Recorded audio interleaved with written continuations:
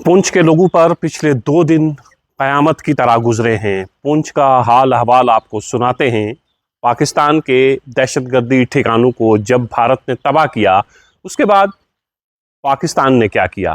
पाकिस्तान ने हमला किया और निहत्थे लोगों को, सिविलियंस को निशाना बनाया और कई लोग अपनी जान से हाथ धो बैठे। पुंछ एक रियासत, पुंछ जिस शहर ने कृष्ण चंद्र को पैदा किया, पुंछ जो एक अमन पसंद शहर हमेशा से रहा है, लेकिन जब जब दुश्मन ताकतों ने अपने नापाक अज़ाइम को पूरा करने के लिए पुंछ को हथियार बनाया, पुंछ को रास्ते का इंतखाब किया, तो पुंछ वो शहर है जिसके तमाम लोगों ने मिलकर उसे रिजेक्ट किया और कहा हम भारतीय हैं, हम अमन पसंद लोग हैं। अगर कोई दुश्मन अपने नापाक अज़ाइम को पूरा करने के लिए पुंछ की तरफ देखेगा तो फिर पुंछ अपने देश, अपने भारत के साथ खड़ा होगा। जब दहशतगर्दी अपने उरूज पर थी, तब भी पुंछ ने दहशतगर्दों का साथ नहीं दिया, बल्कि दहशतगर्दों के सफाया करने में पुंछ के बड़े बड़े लोगों ने अपनी जान का नजराना पेश किया।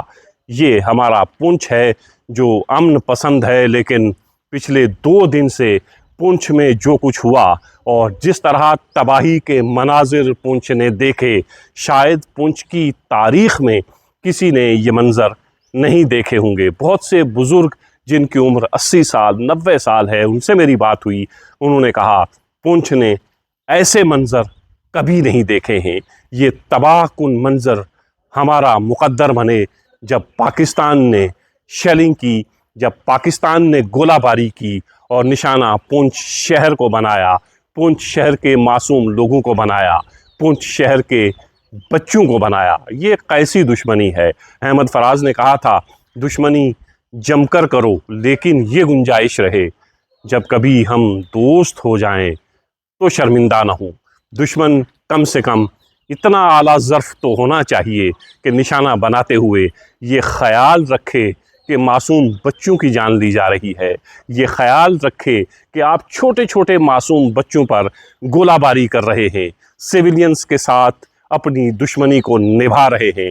फ़ौज से फ़ौज की टकराव तो होती रहती है, फ़ौज से फ़ौज का टकराव तो हम अक्सर देखते रहते हैं, लेकिन जब फ़ौज निहत्थे और मासूम लोगों पर हमला करने लगे तो फिर ऐसी फ़ौज पर लानत ही भेजने को दिल करता है।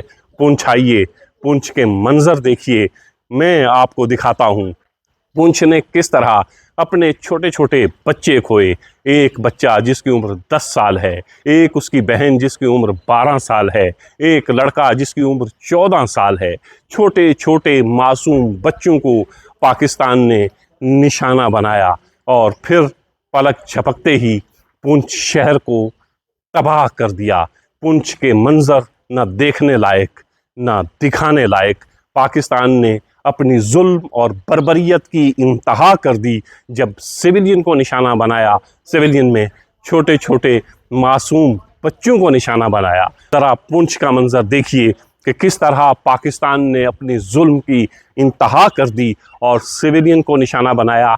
लगभग 15 लोगों की मौत हो चुकी है।